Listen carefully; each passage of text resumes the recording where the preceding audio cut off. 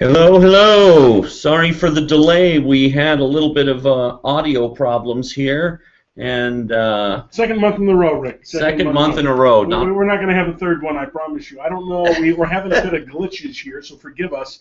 We don't know if it's the webinar system we're using or whatnot. We tried everything beforehand, so just know we're not running late in the sense that we weren't prepared. We were all locked and loaded, but all of a sudden we weren't getting the volume that we want, the audio. So let me just apologize about that. I think we're going to be switching the webinar hosting, what do you call it, the webinar system, Rick? Yes, to the webinar platform. The webinar platform to another one before my buddy here has a heart attack of being late. Yes. I know your time is precious, and I want to apologize like that again. But let's make this worth your time. Yes, let's make it worth our time. So, with all of that being said, Rick is trying to figure. There you go. There we go. Sounds we're good to go. Now, Rick, we're ready to start this beautiful webinar. Yes, Here we we go. are. We're going to be talking about job safety, general contractor versus subcontractors, and what's the responsibilities of them. Rick, take it away, sir. Yes, we will. But before we get going here, yes. we let the people know that we mentioned last month that we gave away a free smoker, and it's the beginning of the new year. And Michael, the free smoker always is good. Rick, have you had a chance to smoke anything since our last webinar? Actually, we did. We did some ribs, and also we did a brisket with you, as a matter of fact. So that was actually fantastic. I was hoping to get the video up. We didn't get the video up. Actually, we did. The audio is probably not going to work, but you will see some video on that. All right, so the video is of my home video, so don't judge me out there, but just of what we're doing with this Green Mountain Grill. So pay attention here, because we'll be going over some information, and at the end we're going to ask a trivia question related to the webinar here. And if you get the right answer, you're going to win yourself this wonderful Green Mountain Grill smoke. And let me say, happy Stinking New Year to you out there. This will be a great thing. We've got wonderful webinars coming at you this year, and we won't be late again, right, Rick? No, we will not. We will not be late again. This is not. It's not Rick's fault. It really is just a matter of just the system having some glitches. We've used it too much. We need to do the system. All right, Rick. Overview, sir. Anyway, okay. So what we're going to go over today is what OSHA requires of all contractors. And then we're going to go over the OSHA employer classifications, then the employer responsibilities at the multi-employer work sites, and how to qualify your subcontractors for your job sites to make sure everything's looking good on the safety front there for you. Nice. So first of all here, so regardless of whether you're the general contractor, a subcontractor, a guy working on his own jobs by himself at a single job site, here are the things that Cal OSHA expects you to have at your job sites. They want you to have all of your documentation. These programs that are listed here are ones that are required to actually be at your job site. You got to have an IPP. You've got to have up there a code of safe practice, emergency action plan. There are some things here that, depending on what you do for work, may be something like the number 8, which we call the respiratory protection program, and the fall protection program. So those are going to be if applicable. And then obviously you got to have your permits and certifications. We'd like you to have a fall protection plan if you have any opportunity to fall over 6 feet or more. So on contractors' job sites, that's probably going to be a sure win. Okay. Then next you have postings that you're required to have at your job sites. You have to have your Cal OSHA posters. Now let me say about the Cal OSHA posters, on your administrative login to your client center, we have this Cal OSHA poster. So if you're thinking that's the federal state labor law posters, that is not necessarily what that is. That Cal OSHA poster is on your login center. It is free for download. You can print those up all day long. You must have those. Exactly. And then you've got your emergency phone numbers, if applicable, again, permits for air tanks and for industrial trucks, if you have to have your certification and what have you, and various permits, signage for any kind of asbestos or lead, air compressors for automatic start functions. That's all stuff that you have to have posted. A lot of the stuff will go on your labor law posters when you have them on the job sites, but also needs to be embedded in your emergency action plans. And sometimes those emergency action plans need to be site-specific. And so we are already writing your documentation. We want to help you get that and show you how to get that site-specific so we can make that happen. So there you go. So next you've got your training requirements. Of course, Michael, they got to be doing their training every 10 days. Every 10 business days, guys, and that's important. Every 10 business days. You're doing it every Friday, that's great news, but you got to be doing it every 10 stinking business days. So, and then you got to obviously keep a record, like your 300 logs, and it is that time of year. You should be gathering all that information because at the end of this month, that's going to have to be posted. And you got to make sure your 300 logs are up to date, because at times what we're seeing right now is Cal OSHA inspectors will come out and ask you for 3 years of your Cal OSHA logs. You'll bring them out, and what they do is they put in a second request to ask you for any workers' comp reports, what actions you've had, to see if you failed to bring that in. So you got to make sure those are beautiful, because if they see them not up to date or them equal, you're going to have a problem. You're going to really make somebody angry and feel like you're hiding something. So make sure your 300 logs match what your workers' comp is being reported. Now, is that something that they're going to have at their job sites with them? Not necessarily. The 300 logs can't be stored back at the facility, Rick, and that's okay to do. But you want to make sure that what's happening on the job site is being recorded back in the main office. There you go. So those things are not necessarily at the job site. You're just required to be doing them. Again, your training records, inspection records, equipment maintenance records, again, not something that you're necessarily going to have at your job site. You just got to have them. Gotcha. Certifications for forklifts, cranes, and what have you. And then, of course, everybody has to notify Cal OSHA within 8 hours. 8 hours, people, of the time the accident takes place. Now, the reason why I say it like that, and that's not necessarily how it's written, is because some people try to do a little game with it. The reality is it's 8 hours from the time you have knowledge that it's a serious accident. Now, that phraseology makes employers feel like they can play games with it. We do not want to play games. You want to make sure we call within 8 hours. Call us on our 800 number. You can see it. We can make sure we're there for you to take care of what's going on. Fantastic. All right, Rick. OSHA's employer classifications. So OSHA classifies the job sites outside of a single company doing their own job. If you've got multiple people there, you've either got your dual employer work site, which doesn't only apply to contractors. That's where maybe you've got employees there from an agency if you're using temps. So the employer here, the employee basically has two employers. It's very classic for manufacturing or people that are losing labor forces through a staff leasing kind of a thing. And so you'll find that dual employer work site, make sure you understand that. That's why Rick has broken this down in these two major parts, a dual employer versus a multi-employer work site. If you don't mind, Rick, let me start that off. Sure. Multi-employer work site is where multiple employers are working on the same job site. What is the difference? One guy has two employers, and then the other guy has only one employer, but there's a lot of different people with their own employees on a job site, and that's what we're going to get into. So when you get into that type of job site, Cal OSHA classifies the employers by these 4 different classifications. They do. And that's what's going to determine when it comes to citations, Michael, a lot of times you may, as a company, fall into more than one of these classifications.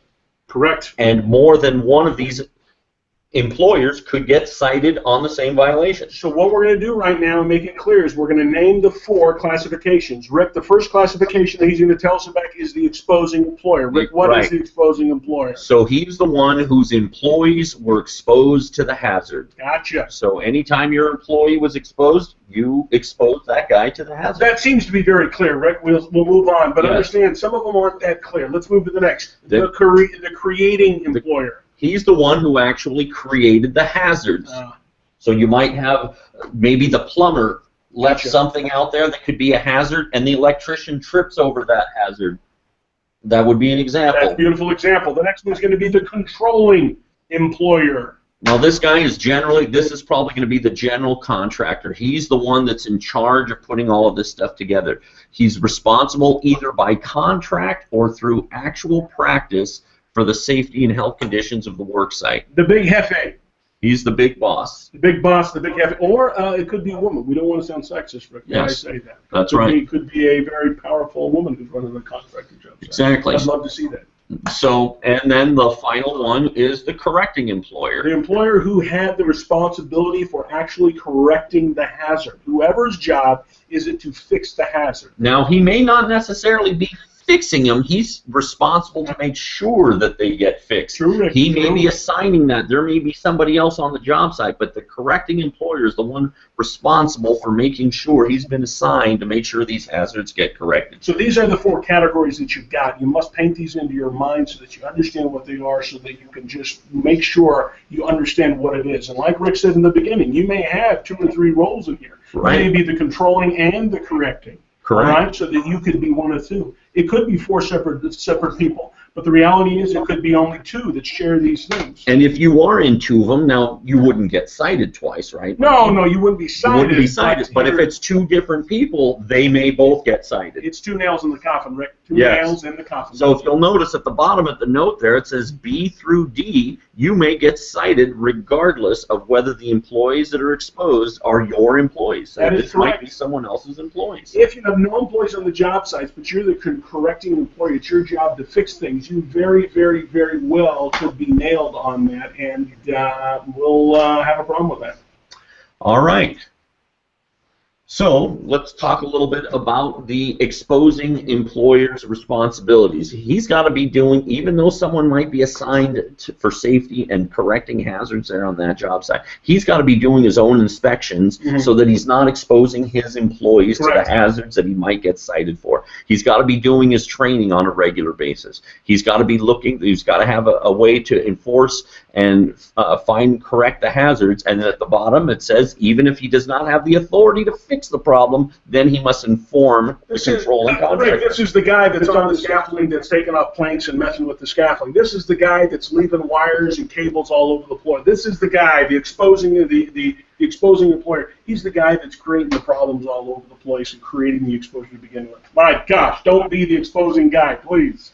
Okay, so next we go back. This is the creating employer. Creating employer responsibilities and care responsibilities. Right. So here again, he's got to be doing the same thing basically. He's doing regular inspections. He's doing training. He's got to have a system to identify and make sure that those problems are getting corrected and reporting them to the proper authority if it's not him that handles that. Basically, the great services of EEAP. Are you with me, Rick? Yes. Doing the lessons, making sure the inspections are done regularly. This is what the creating employer's responsibilities are. Okay. Next, you have the controlling employer. So now he's got a little bit more duties. He's the one who has to create the site-specific safety program. Yes. He's going to enforce the safety policies, provide general supervision. The budget obviously is not necessarily related to the safety, but that he's the one he's in charge of the whole enchilada here. He's got to make sure that all the safety programs on site are locked and loaded, including his. Obviously, you're a client of ours, and we know your documentation's beautiful. But if you're a controlling employer, you fall into that role. It's your responsibility to make sure those documentations, those IIPPs are up to standards, even the minimum standards, so that they have what's going on, that those people are doing the lessons, they're doing and all that. And we'll help you with that. If you have any questions about anybody that you are the controlling employer over, and you want to know if there's stuff up to code, get copies of it. We will tell you yay or nay, so that you can go and kick their butt a little bit more, whatever you need to. Because what we don't want is you to be locked and loaded and looking beautiful, and then have a guy sneak in the back door with a little bit of a shady documentation that he got from somebody that wasn't up to code, and then all of a sudden we're pulled into the black hole. We don't want that, Rick. Yep, and that's the key thing there is you're really responsible to make sure that your subs are up to par. Got to. You got to be checking on them. Controlling employer. So next is the correcting employer. Again, these are the same responsibilities as the first two ones. Yep. It's just frequent and regular inspections and training, making sure that they're finding the hazards, and then if they're not fixing them themselves, or making sure that whoever does is aware of it and getting that information to them. That is correct, Rick. That is correct. All right. So those are the four types of employers and their responsibilities on the job sites.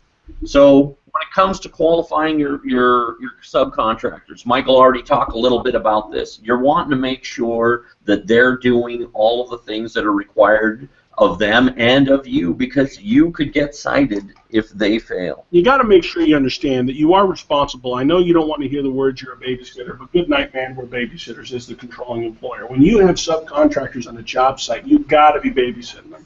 You want copies of their safety plan, their IIPPs or whatnot. If you want us to get a little bit more specific, let us come out to the job site. Heck, we'll review them on the site, just take a look at their books and just point out a couple things. Now, you're not going to be able to go word for word through every book to verify that it's up to code, and that's not the basis of what we're saying. What we're saying is let's take a look at the books, see if they have the right programs, do a basic overhaul, and then see if they're doing the right trainings. Are they doing the inspections, or are these guys loosey-gooseys on the back door creating problems for you, making you look bad in front of OSHA and your client? Yes, I mean, a lot of times it's not, like you said, it's not necessarily the word for word. Sometimes these guys don't even have the required programs. My gosh, if the guy doesn't have a heat and illness program, you know right off the bat that the guy doesn't have everything he needs. If you ask got some issues. if you ask for a job site inspection report, if somebody asked that of you, you'd show them one of our reports, and you'd go, holy mackerel, that is some good reporting. But if you ask them, you'll see that these guys have really nothing. And my point is this: if they don't have the inspection reports done as the controlling report, this could bring a problem for you if you're the controlling employer. That's going to help you see that they're doing those things. Same thing with their training records. It's going to allow you to see that they're doing regular training. Yeah. They're going to be more likely to be safer on the job. You're going to have less likeliness of having an issue, and plus they're complying, doing what they need to do. Verifying their workers' comp XMOD. If they've got an XMOD that's above 125, my gosh, you know they're having issues of some sort. They're maiming people, Rick. They're maiming people. Now, one of the other things that you can do that you really need to consider is to figure out if they have OSHA citations or what they've had. One of the great resources, you can go on the internet and take a look at that relatively easy. But if you have a question, why don't you give us a call, and we can help you figure out if your subs have anything like that when it comes to citations. It is public information. We're pretty darn good at getting that. That's probably how we found you. And the reality of it is we can figure out what they've got citations so you can figure out if your subs are problematic or not. And we'll tell you if we look at them, we can see what they've been cited for in the past, and we'll be able to tell you, yeah, that's a big problem, or, you know what, just like you had a little speed bump. It's no big deal. I wouldn't worry about that. We can kind of have that conversation with you over the phone. And then the last thing, as a measure to protect yourself and make sure everyone knows their assignments, provide the contractors that you select, make sure you're giving them a copy of the safety and health policy for the job site. That way they know who is in charge of correcting hazards, who's doing what, so that everyone's on the same page, Michael. No, I agree with you. The one problem we have is when it comes to multi-employer work sites is you guys out there are having a difficult time understanding what roles you play. And the roles that you play could be debatable. And so we go back and forth. If there is a debate that you may possibly take one of these roles, you should rule to the conservative side and just assume that you will be, and then we can go on that basis. Because I've had many conversations with OSHA inspectors of what role. Well, he wasn't the exposing, but he was the correcting and all this other jazz. And I'm telling you, it's a bunch of hoopla at the end of the day. You had your finger in the cookie jar and you got nailed, or you had a piece of it. And that really is what it'll come down to. So you got to be very, very, very, very careful with that. Yes, and Michael talked about it a little bit already, but if you've got subs that you're working with and you don't have the time or want to, you just would like that reassurance that they're good to go, Michael. Please let us know. We'll tell you if your subcontractors are what we like to call a bit savage. Don't be offended by the term. Some people are just a bit savage, and they do great work, and they come at a heck of a price. But you know what? We can even help the savages out there. Let me just say that. So that's something that we're happy to help you with if we can. Yes, all right, here we go. Thank you, Rick. You gave me the high sign. If you have a problem and you're one of the very, very few people who have been selected to attend our beautiful webinar today, you may feel like it was a bit short. Please don't feel that way. We're just trying to get you the information quick and easy. You can call our 800 number right now. I've got ladies standing by who will be able to take care of you. I'm pointing at them across the room.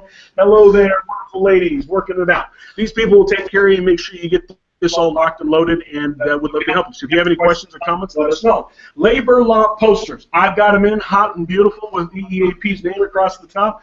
Please call us. I think we're selling them for $25. Don't quote me on that. Give a dollar or two. But that's really what it is. And this will be able to be something that you're able to put these up on job sites. I got them in English and Spanish. Now, when it comes to your labor law posters, I really do think that you should pick up some of those. Because, heck, if they get to the end of the year, they're nothing more than a bunch of coasters. So you might as well take them off your hands. You can call us and we can help you. You can go right online to our sticker store and order them right off of there. Either way. All right. So that's the information portion. We did kind of get through it a little quicker since we had a late start again.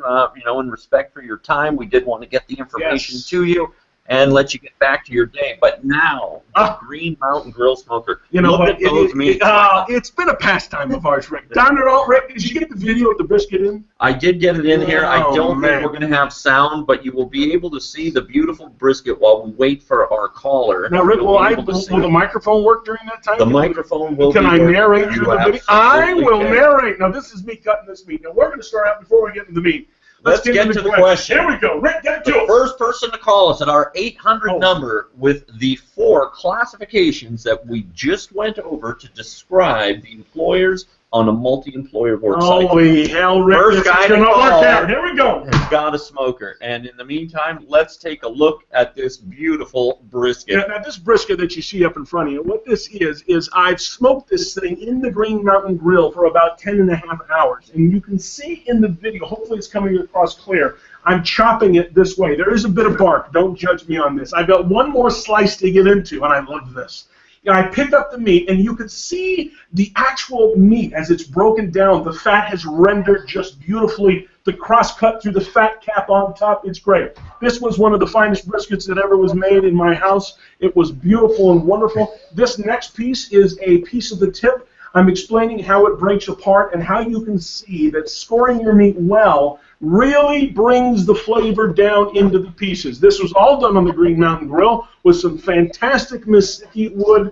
I show you some sauce. I love the Guy Fieri sauce. Of course, you trim out the fat. Don't get disgusted by it. But let me tell you, fat is where the flavor is. Rick, I'm feeling like we're getting to the spot where we may have a winner. Winner. We do have a winner. Do we have a winner, Rick? Let's pause the video here. Oh my gosh, please. I'm getting hungry. Let's pause the video. I am pausing the video. I have a winner on line 2. Let me get my trophy. I'm getting ready for it, Rick. Here we go, line 2. This is Michael Crowley. Who am I speaking with? Jeremiah Smith. Jeremiah Smith, I hear that you have the answer to our great question, sir. Yes, I do. I'm ready for the answer. What is it? Exposing, creating, controlling, and correcting. Sir, you are absolutely correct. A round of applause for the man himself. I love it, sir. Congratulations. You're going to love your Green Mountain Grill smoker. What city do you reside in? Marina, California. Everybody loves Marina, California. I will have that shipped out in the next couple of days. I'm going to put you on hold here, and the girls will pick up the line, take your information for you, and we'll mail that out within the week. All right, sounds great. Thanks, guys. Thank you. Well, there you have it. We have a winner there, Michael. It was the controlling, creating, correcting, and exposing. Thank heavens somebody was able to get all 4 of those. Yes, it was such a hard one since we rewrote it 1,000 times, Rick. Well, they did have to pay attention. Yes, they did. Yes, they did. All right. Questions and answers. We have questions and answers. I see a few on here. Oh, somebody must have been talking about the video. They said yum. Okay. Vegetarian. Sorry. Hey, you know what? The vegetables come out great on the smoker. Somebody asking about the damn smoker. Rick. Somebody's talking about. They said they're a vegetarian. That is not a reason not to have a smoker. No, sir. If you're a vegetarian, let me tell you, smoking some zucchini or something like that. On the cob. My gosh. Help me now. Now, Rick, let's get into the business. All right, let's get to business. Okay, let's see here. Will these slides be available after the presentation? Yes, I can send them to you. Yeah. If you send me an email at rick@eeap.net, I'll be happy to send that out to you. Rick at EEAP.net will send those slides out to you. Just send them in, please. All right, we got a question here. Do we need to do training every 5 business days? Well, the rule is every 10 business days. I'm not offended every 5 business days if that's what you want to do, but the rule is every 10. Some people feel like it's easier just to do it every Monday morning or every Friday. You got to feel that out, and I'm always excited about more training. With that being said, 10 business days is the rule. I need to tell you the rule so you can get with it and make sure you're locked and loaded. But I say welcome to that. Now, while Rick's looking at the questions, let me say our mobile app that we have that we've been creating, that every 10 business days they can just have that mobile app. It's on a smartphone or a tablet on the job site. I know one of your guys has a smartphone. You just need one guy in a group of people, and they will be able to have that, sign their names on there, and get that going. I'm already working on version 2 of the app so that we can bring some more features to you. I don't want to spoil the surprise. My tech guys are building that, and I'm whipping them with a whip to get them in line here. My God. It's going to be fantastic. Documentation, training, all that. Don't give it away, Rick. It's too exciting, man. I can't take it. Rick, what's the next question? So the next question here. Let's see. I've had a couple people. Apparently, some of the video was coming out a little blurry. The replay should be a little bit better. And again, we don't know your internet speed and a lot of glitching. It's not us. All right, next one here. My staff identifies and sells the job, and the sub goes out to do the work. Gotcha. New shower, roof installation, etc. with any of my without any of my staff being on the site when the sub is there, how do these laws apply? So if you sold the job site and contractually you were locked and loaded to the job site, then you could be very well part of the controlling employer. Yes. That is what I would have to see the contract to see how that looks. But if you're contractually locked into the job site or have ownership of it, then you do assume the responsibility of the people that you're putting on the job site. You very well could be the controlling, and then those people are just the ones who are actually doing the work. A lot They of could be the creating and Correct. exposing, but Correct. both of you could get cited, Correct. which means why you want to be checking them out. So as Rick's looking up the next question, let me just say you got to be careful of that. You really do have to be careful. Make sure that if you are sending this off to somebody, you have verified everything that we're talking about, because I want you to know that I can help you with that, but it can be very difficult. All Okay. right. I have some injuries that were due to other trades working in the same job site. What is the contractor's responsibility as far as safety protocols? When you're on a big job site, and I know you have a lot of people going on, you're building a college or a hospital or just a house, and there's multiple other trades there, here's the problem that you have. A lot of subcontractors, people will say to me, Mike, but I didn't create that. Those are those guys over there. That scaffolding looks like, because the painters or the plasterers, no offense, I'm not picking on you guys did things that was problematic. You got to know that if your people are on a job site, you're responsible for the good, the bad, and the ugly problems there, no matter if your people created it or somebody else did. So you got to make sure that you are in a spot where you can say, my people are going and working around things that are only CalOSHA approved. Now, in the times that they're not, you got to make sure you can do something. Talk to the controlling employer, talk to the subcontractor, and you got to minimize or engineer ways around it so that you don't get popped. All right, next it says, is there a requirement for subcontractors to extend the safety and health policy to the job site to a temp worker agency as well? If the temp worker agency is under your jurisdiction and you've hired them, yes, then you're into a multi-employer work site and a dual employer Yes. system at the same time. Now, I'm not bothered by that system at all, but just know this: these temporary employers must have the same policies that you're doing. They must be under the same guidelines, the same inspections. You must be writing them up if they're doing dumb things. You got to make sure you treat them as if they are real employees. Because on a workers' comp front, they may not hit your workers' comp, but on a CalOSHA front, if they get injured, brother, you are going to be cited. So you got to make sure that you treat them as if they are your own employees on payroll when it comes to safety and health. Okay, it says here, what can you do for me as a subcontractor? Can you handle the safety paperwork for me?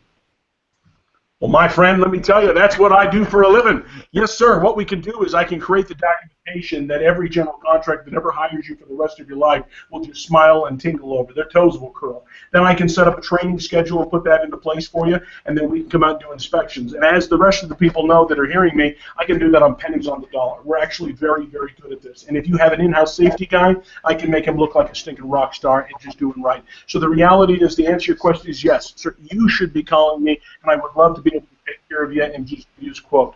I don't want to quote you over the webinar, but I will say to you that our prices, as my client base knows, our monthly service fee is so reasonable. It is so reasonable that I'm sure you will smile and love to do business with us. Rick, what's the next one for us? It says, I'm unclear if these apply to subcontractors working on a primary contractor's work site.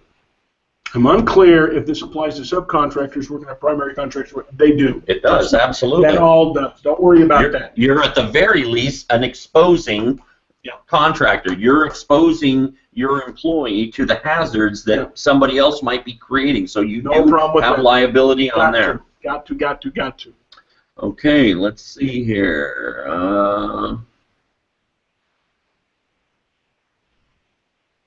Let me say that we really appreciate your questions. This is a topic that I know everybody gets locked on. Just know this: the difference between a multi-employer worksite and then a dual employer circumstance.